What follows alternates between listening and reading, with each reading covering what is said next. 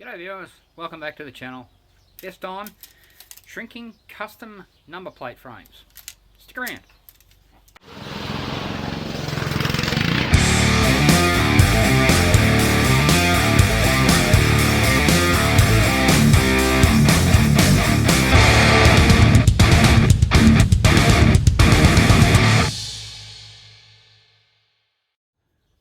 Well, if this is your first time here at the channel, welcome. I hope I can teach you something, you like what you see, and consider subscribing if you want to learn how to do these kind of things on your own. Now, my wife works at Morgan Park Raceway. Yes, that Morgan Park Raceway. They recently acquired these number plate frames. Unfortunately, here in Australia, you can get three different size number plate frames. Wait a minute, make that 4. You can get European style, which is slightly longer than normal. You can get JDM style, which are shorter than normal. But in the normal number plates, you can get like this. Or you can get slightly shorter. Unfortunately, these frames are made for the larger plate. We need to make them fit these because my wife decided to get 2 slimline custom number plates. Thanks, darling. So now it's my job to make these fit her slimline number plates. Let's get into it. These aren't her number plates. These are the plates I had made for my Celsius many years ago. It's unregistered at the moment, so the plates are off it. But I have this as a template, and as you can see, got in there, quite a distance there at the top to fill. So the first thing I'm going to do, get some masking tape, put one piece like that on an angle deliberately. Alright, do the same on the other side. The opposite angle though. Notice how that one's on a downward angle inside, that's also on a downward angle inside. That means that when it goes back together, after we've cut it, it'll match up.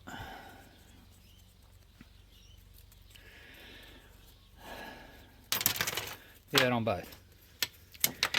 It's arbitrary where you put the tape, where you cut it, all that. The angle it's on, it's all arbitrary because once you cut it, it will match up. But make sure you don't mix them up one with the other, otherwise they won't work. Tape on there. Right.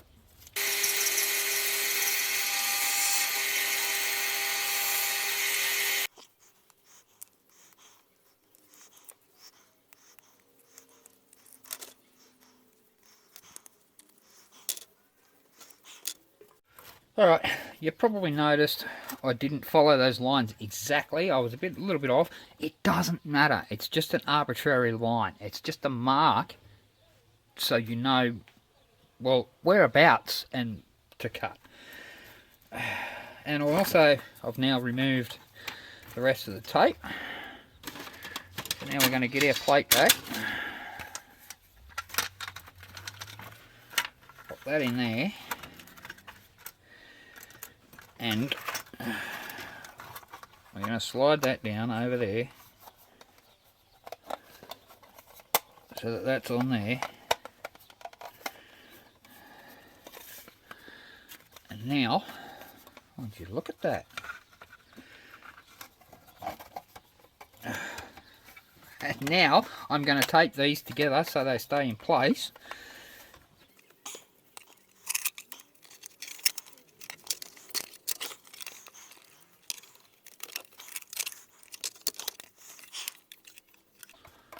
Alright, that's on, that's nice and firm. Now,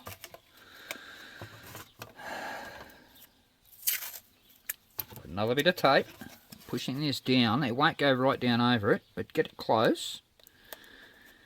Maybe even overlap it a little bit.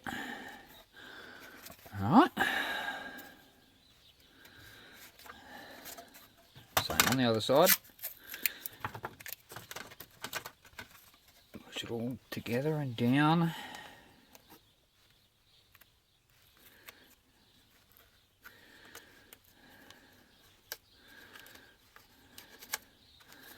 And that is where we need to make our next cut.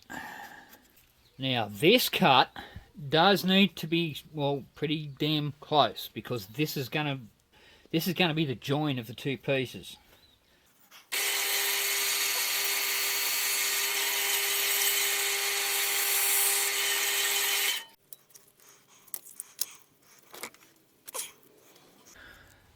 And these little pieces, don't throw them away just yet. We may need them later, but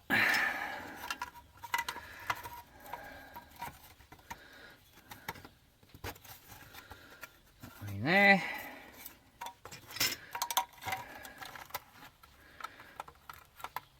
That one on there.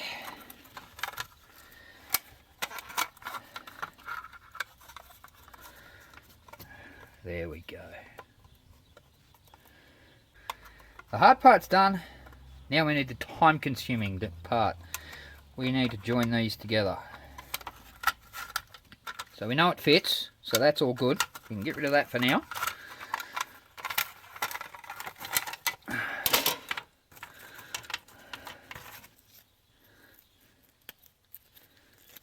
going to get some sandpaper and I'm going to rough up this inside edge here on all four of these cuts.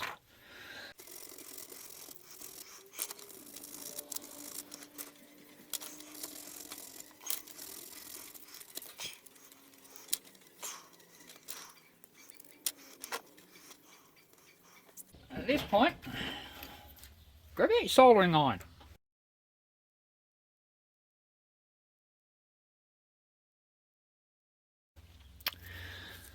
Plug that in, ready to do some work. And while that's heating up, I'm going to take some fly screen mesh. Not the cheap fiberglass stuff, this is aluminium, so you're not going to pull it apart in a hurry. You can see there, that's aluminium. Okay, so we're going to want a couple of little pieces of this, probably about 50 millimeters long and about 20 millimeters across. So let's just cut that off, about there. Put that aside for now. Cut that about there. Alright, now we need to mould this into the shape of this. The height's the same all the way around, so just use any old section, hold it in there and bend that over. Alright, that gives us our height. Now we need to worry about the width. That's a bit wider than the rest, so we'll use the top and bend it about there. There we are. Do the same on that end.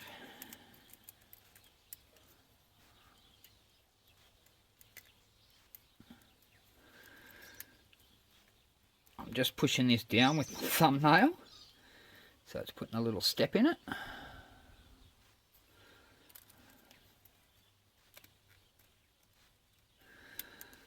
And I'm leaving this on the edge just for now. Okay.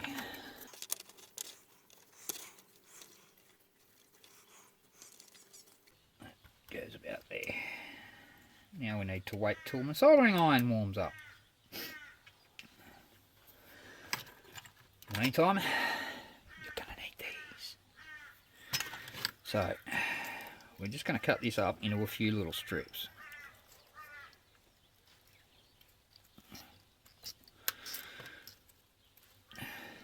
Whenever you're plastic welding something, it's always a great idea, if you can, to have the same material. That way you know you're going to get a good bond, because it's bonding to itself. And how are these plastic frames created?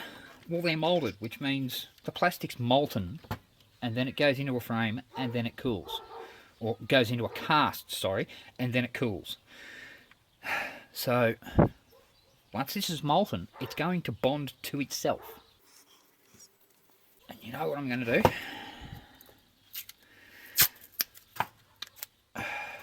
Leave that for now. I'm going to put a piece of tape on each of these so they don't move around as much. Lay it back down. Put it where it needs to be, which is right there.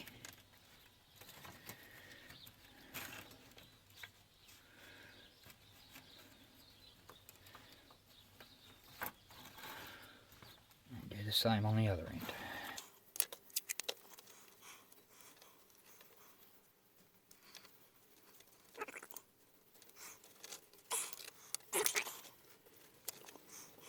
See if that soldering iron's hot enough yet. Yep, it's melting. It's probably a good idea to clean the solder off at first.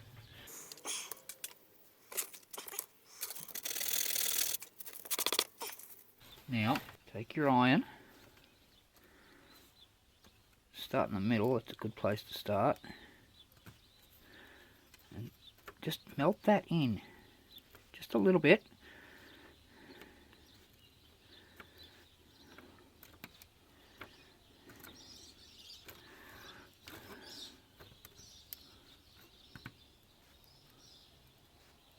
Just till the plastic starts coming through.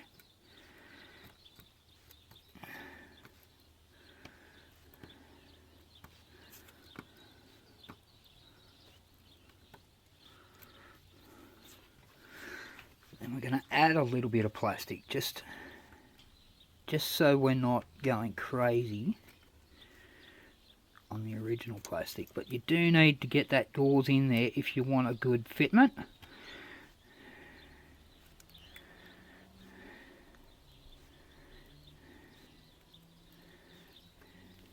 You can see, as I'm taking the soldering iron across it, you can see the plastic melting through it, which means that gauze is becoming part of the frame.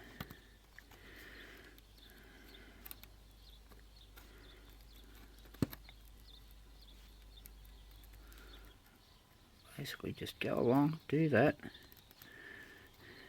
all the way along, until the gauze disappears. That way you know it's bonded in there, it's not going anywhere.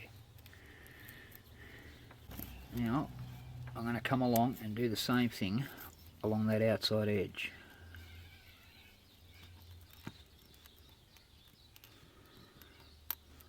A little bit at a time, don't rush it.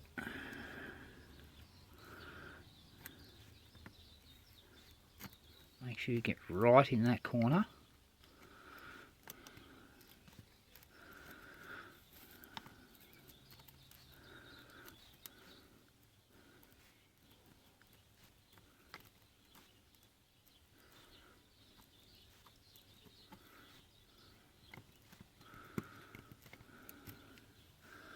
Alright.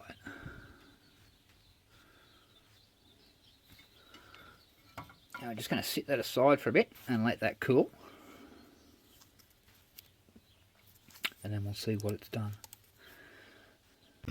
Alright. While I was waiting for the one end to cool, I went ahead and did the other end. So that's all now complete. So, and I also just went and had a look in here just to make sure, and give it a little bit of a stress test just to make sure that it's all filled up. Now, let's take our tape off. And yep, we have our cut line there. Gonna fix that.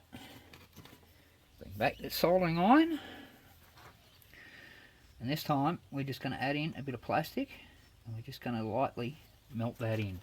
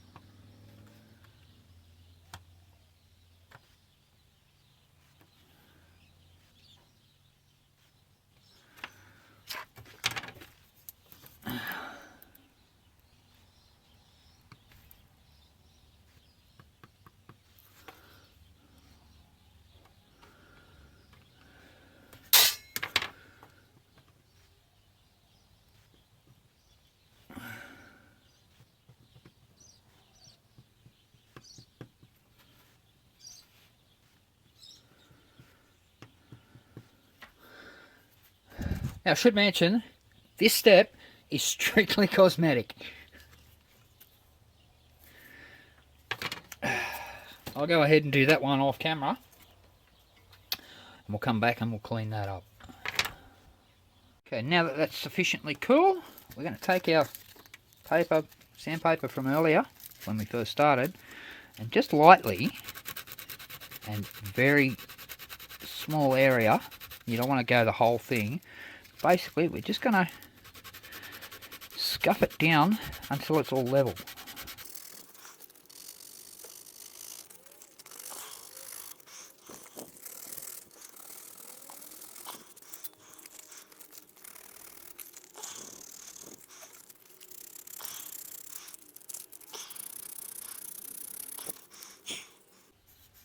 Now you don't want to go too crazy with that, because you're only taking off the excess that you've just added in there. The rest is fine. Use the original frame as a guide. If you're standing flat under there, well, you've probably gone far enough. Do the other end just quick.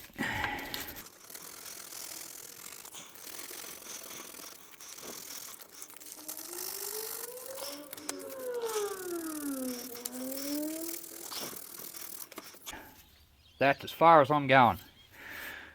You're probably thinking, oh, but now it's all rough and dark and matte and scratched. Gonna fix that right now.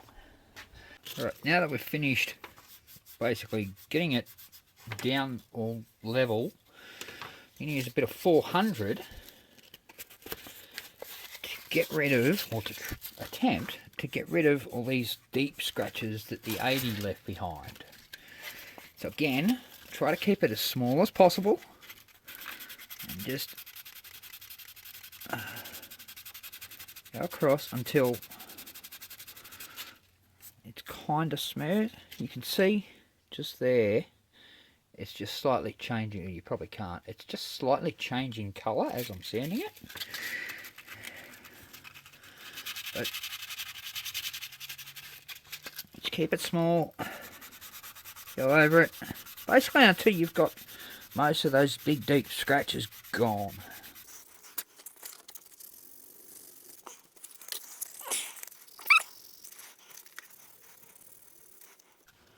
There you go. You see how that's gone slightly darker than it was?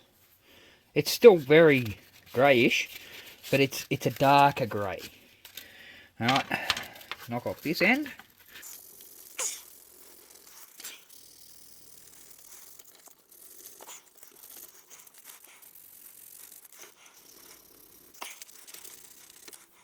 There we go.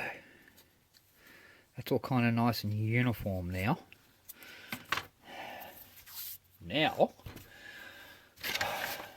get out. Well, it's not a Dremel, it's like a Dremel, it's the same sort of thing. It's a multi-function tool. I've just got a little buffing pad in there, and because I have it, I'm just going to use less metal polish.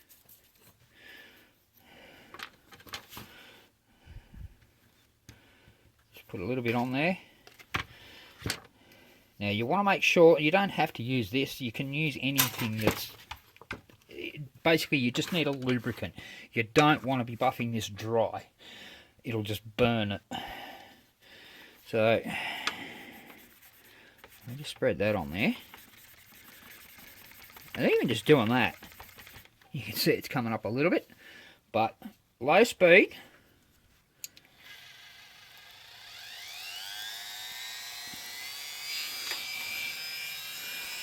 And just take your time. Gentle pressure.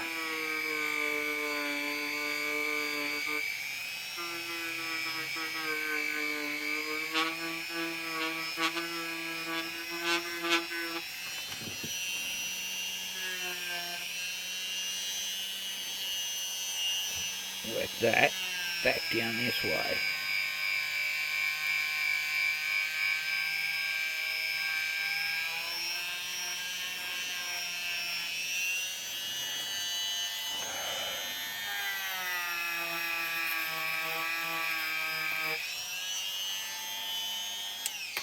It's a bit dry. Get some of that down there. Try that again.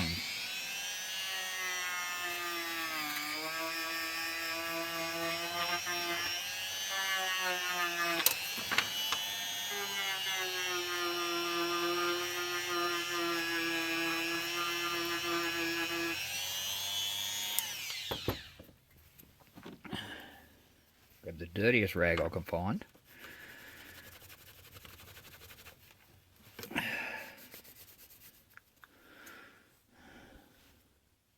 Oh look, we got our shine back. And you wouldn't think anything ever happened.